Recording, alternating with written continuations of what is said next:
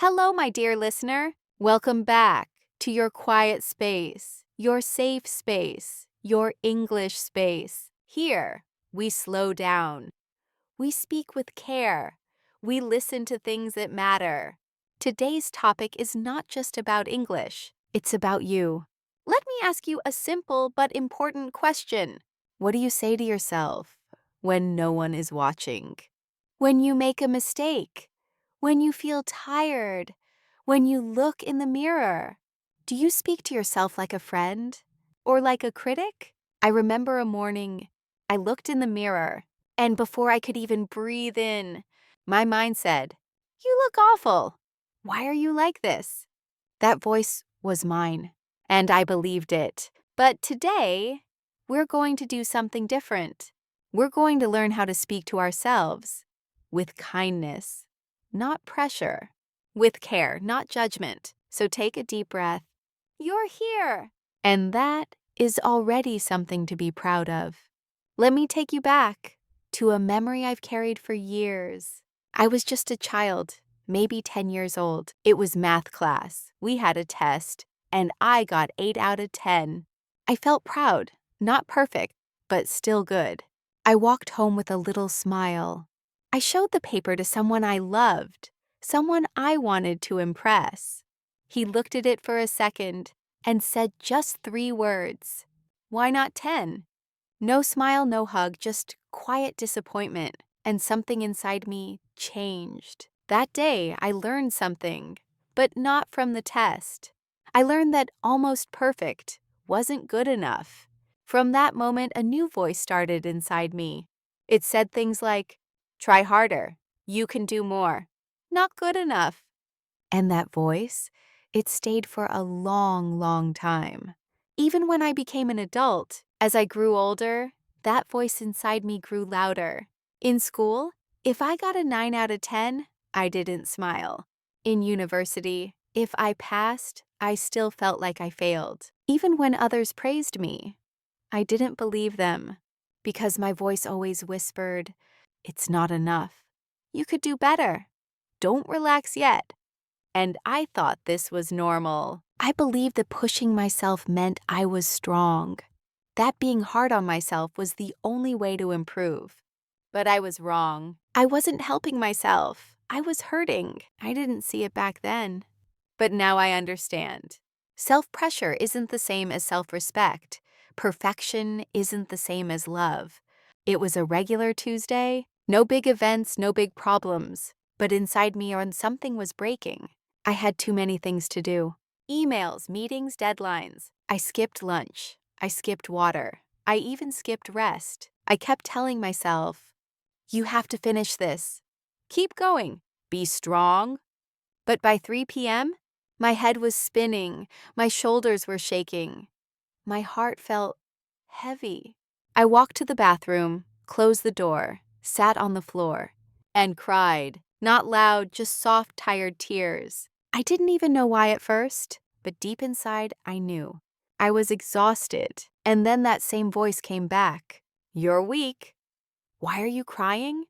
This is not a big deal." And that moment broke me.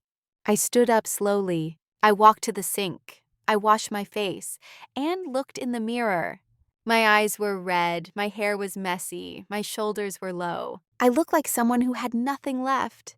And in my mind, the same old words started to come. "You look terrible. You're failing. Everyone else is stronger than you." But then something new happened. A different voice, a softer voice, said, "You're not weak, you're just tired." It surprised me because I had never spoken to myself like that before. That small sentence felt like opening a window in a dark room. And for the first time, light came in. That one kind sentence was the beginning. It didn't fix everything. It didn't make me strong overnight. But it stayed with me. It whispered, "You don't have to be perfect. You're human. You are allowed to rest."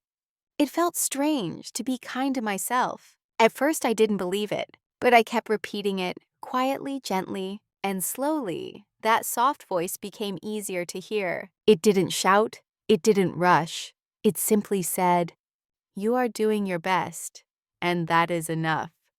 After that day, I started a small new habit every morning, before touching my phone, before opening my laptop, before checking messages. I walked to the mirror, and instead of judging, I just looked at myself and said one kind sentence. Sometimes it was, "You look tired today, and that's okay." Or, "I'm proud of you for getting out of bed." Or simply, "You are enough even on quiet days." At first it felt strange, almost silly, but I kept going, and slowly, that voice in my head, it began to change. It became less sharp, less cold, more soft, more real. Not perfect, but human. Then I added one more habit. I bought a small notebook. Nothing expensive, nothing fancy. Just a tiny space for one sentence each night. Every evening before sleep, I wrote down one thing I was proud of. Just one, sometimes big. I helped a friend today, sometimes small. I finally answered that scary email, sometimes very small. I rested and didn't feel guilty. Writing it made it real. Reading it later made it stronger.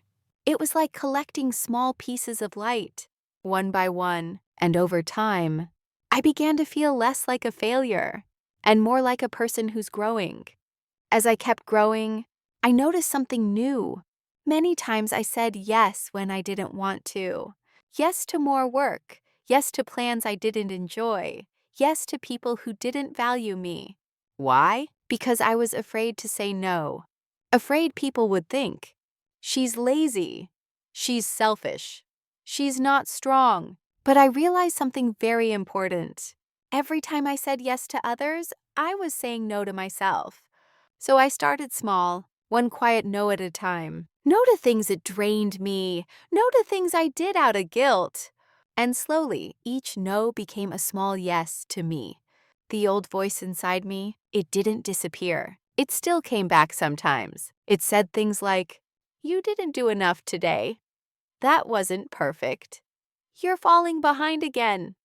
But now something had changed. I didn't stay silent anymore. This time, I talked back. I answered gently, "Maybe, but I tried my best." It doesn't have to be perfect to be valuable. Falling behind is part of being human. And slowly, the inner voice softened. It didn't vanish, but it became quieter, kinder, more honest. I was finally learning to defend myself from myself. Now, I want to speak directly to you. Yes, you, the listener. The one who's always trying. The one who smiles even when it hurts. The one who helps others, even when you're tired. Maybe no one ever told you this before, but I will. You are not broken. You are not behind.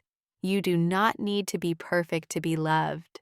You are allowed to rest, to breathe, to cry sometimes. You are allowed to be proud of small things, like showing up today. And most of all, you are allowed to be kind to yourself. So what is self-love?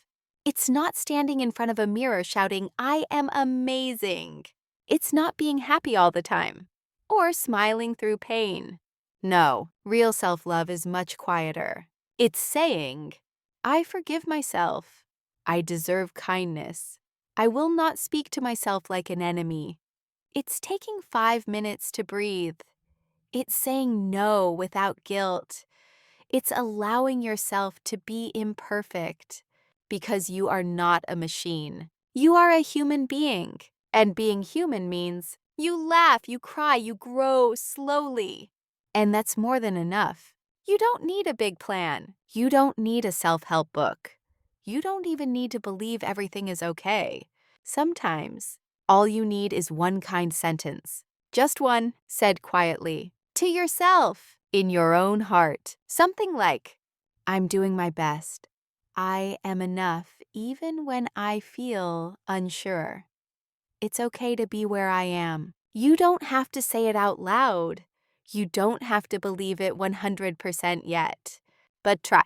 Try just once. Because that one sentence might be the beginning of something new. Let me remind you of something. You are already doing so much, even when no one sees it, even when you feel invisible. getting up, trying again, showing up to listen today. These are not small things. They are brave. They are honest. They are signs that you are growing. So if your voice ever says, "I'm not good enough," please answer with this: maybe not yet, but I'm learning. And I will keep going, and with kindness. Because growth doesn't happen in a straight line. It happens in small, quiet moments, just like this one. Thank you for being here, for listening, for feeling. Thank you for trying even when it's hard. Before we end, I'll leave you with one last question. What is one kind thing you can say to yourself today? Just one. It doesn't have to be big. You can whisper it. You can write it down. You can keep it in your heart. But say it, and say it gently, because your voice matters, and so do you. If you'd like to go deeper, you can download the free guide for this episode with vocabulary, questions, and reflection prompts. It's free, and it's made with care. Until next time, take care of your heart, take care of your words, and take care of yourself. You are already enough. See you soon in the next episode.